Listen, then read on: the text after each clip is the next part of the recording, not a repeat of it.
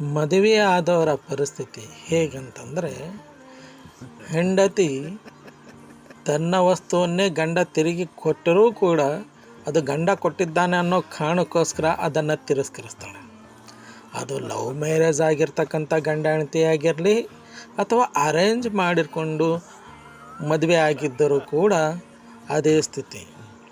ಯಂಗಿನಲ್ಲೇ ಆಗಲಿ ಓಲ್ಡ್ ಏಜ್ನಲ್ಲೇ ಆಗಲಿ ಹೆಂಡತಿ ಲೈಕ್ ಮಾಡಿದ್ದನ್ನೇ ಮತ್ತೆ ತೆಗೆದು ಗಂಡ ಅದನ್ನು ಕೊಟ್ಟರೆ ಅದನ್ನು ತಿರಸ್ಕರಿಸ್ತಾಳೆ ಹೆಂಡತಿ. ಇಲ್ಲಿ ನೋಡ್ಬೋದು ಹೇಗೆ ಅಂತ.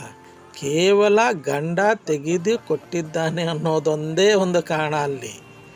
ಅದು ಸರಿಯಾಗಿ ದೇವ್ನು ಇಲ್ಲೋ ಅನ್ನೋದು ಇಂಪಾರ್ಟೆಂಟ್ ಅಲ್ಲ. ಕೇವಲ ಗಂಡ ತೆಗೆದು ತೋರಿಸಿದ್ದಾನೆ ಅನ್ನೋ ಕಾರಣಕ್ಕೋಸ್ಕರ ಅವಳೇ ಸೆಲೆಕ್ಟ್ ಮಾಡಿರ್ತಕ್ಕಂಥ ವಸ್ತುವನ್ನು ರಿಜೆಕ್ಟ್ ಮಾಡ್ತಾಳೆ. ಅದಕ್ಕೋಸ್ಕರ ಶಾಪಿಂಗ್ ಹೋದಾಗ ಗಂಡಂದರು ಬಾಯಿ ಮೇಲೆ ಬಟ್ಟಿಟ್ಕೊಂಡು ಕೂತ್ಕೋಬೇಕು. ತಿಳಿತಾ?